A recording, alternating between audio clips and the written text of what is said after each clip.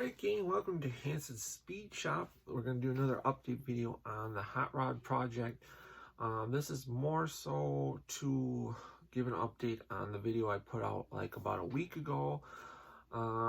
So last time we talked about that I was going to have to get a new frame for the car, and there was a couple people in the comments kind of questioning why I would do that or why I couldn't fix the frame that's under the car now. So I want to talk about that, and then I want to talk about some of the other issues from the last video and where we're going forward from here.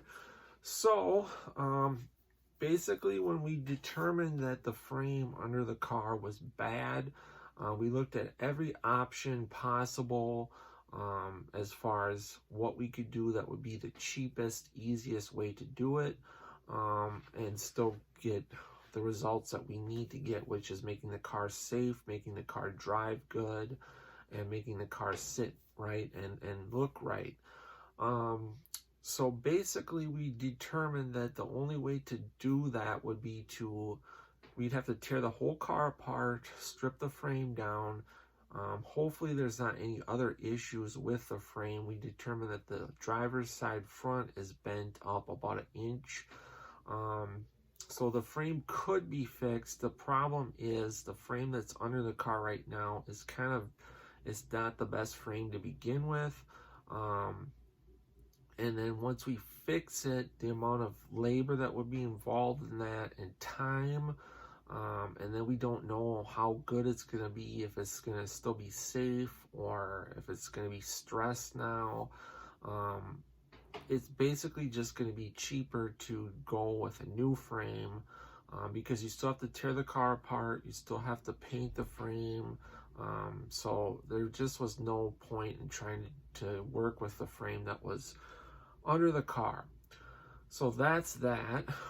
Basically, literally, like the day I posted the video last week, I actually scored a frame for the car. So I do have a new frame for the car. Found one locally, which worked out awesome on Marketplace. It's a JW Rod Garage frame, which are made here in Wisconsin, which is awesome. It's fully boxed except for the front frame horns, which is exactly what I wanted. It's going to be probably 5 times stronger than the frame that was under the car. Also, it has, the guy got it from, converted it to stock front and rear Model A cross members. So it has real Model A cross members,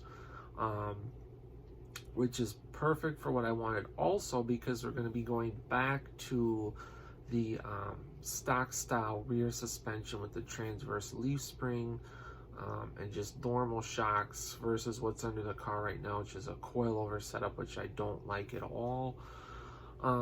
So I got a really good deal on that frame. Basically, I paid less for that frame than what people on eBay were wanting just for shipping. So that worked out really good. The guy delivered it to the shop where my car is at currently. So that is a huge step forward. So we have a good frame now. Also, like I talked about last time, we're going to do some things different on this frame than the frame that's under the car, just to make it a stronger setup. Change the mounting locations of some things just to make them function better, make it easier to work on, and make it look better. We're also probably going to add like a 35 Ford X member. We'll cut that down and incorporate that into the transmission mount, so this thing's gonna be super strong. So in the future, if I decide to really throw some power at the car, which I plan to, this chassis will be able to hold it just fine. The car also sit and ride a lot better. That was also another thing the car used when I first started driving it after I got it running. It was handling really bad, riding super rough, if you guys remember that. And I think a lot of that was because the frame was so tweaked, the suspension couldn't function the way it needed to, which was causing the car to kind of want to do this when it was going down the road. And because one shock was pulled up more than the other one. I think that was why the back was riding super rough. But all that's going to be taken care of with this new setup. Also in the last video, we had an issue with our grill insert. Speedway came through. They were super awesome to deal with. Sent them the old one back. They refunded me my money, and they literally sent me another one in one day. So I can't complain. The one that came had no issues, so that all worked out really good. And Speedway, again, I was super happy with them, and they were really nice about it and everything, so that worked out good. So basically, the next step is going to be to start tearing the car apart, get the body off of the current chassis, and then we're going to start measuring everything out, as far as where the engine sits, where transmission sits, where the suspension needs to be, all that. We're going to start figuring that all out, getting the car tore apart, and then while we're doing that, I'm going to start ordering up everything that we need to do this. So rear suspension, like I talked about, the hairpins that are on the car are also going to need to get replaced because they're kind of bent as well. And the chrome on them was pretty bad anyway, so that's not a big deal. We're going to replace those, but also do the X member like I talked about. We're going to need new engine mounts, hairpin mounts, this stuff like that. And then we're also going to be doing something different with the exhaust. The car's currently got like Ram's horn style manifolds on it, and the exhaust goes under the car. Never been a big fan of that setup since I got the car. I've had plans on doing something different with that since I got the car, and this will be the perfect time to do that. So we're gonna go with like a Lakester style header, and then it'll have dumps on them to run exhaust underneath the body as well, so we can run a full exhaust. And then if I want to uncork them and run open headers, we have that option as well. And then we'll have that cool radical header look that I want as well. The current setup that's on the car doesn't sound super good to me. It's pretty quiet. Aesthetically, it's kind of just nothing really to write home about. And then also the way they have the exhaust pipes routed, it's really in the way for a lot of things like the oil filter, the starter, and a number of other things. So a lot of things are going to get changed up and just make it look better and work better. The grill shell, like I talked about, we chopped that 4.5 inches, so now we got the inserts. We can get back to work on that. And then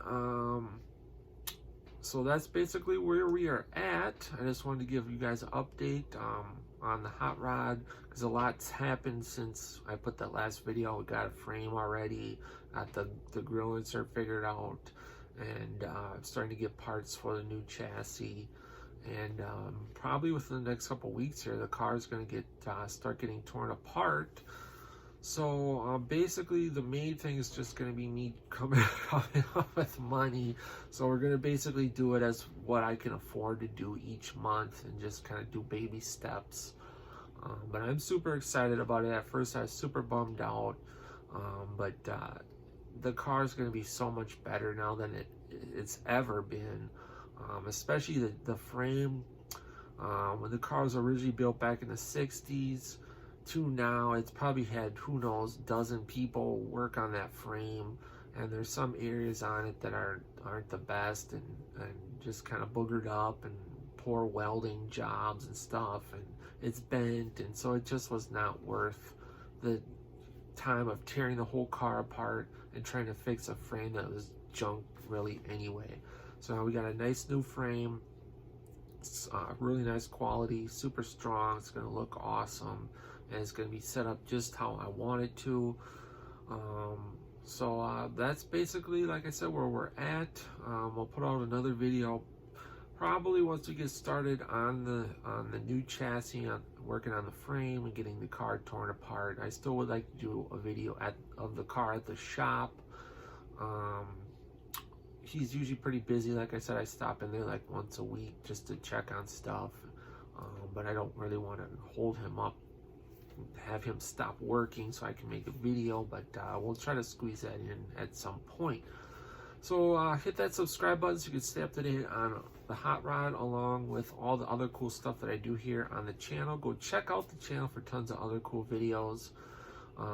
But until next time, guys, get out work on your own projects, get those hands dirty and greasy, stay cool, and we'll catch you cats on the next one. Thanks for watching.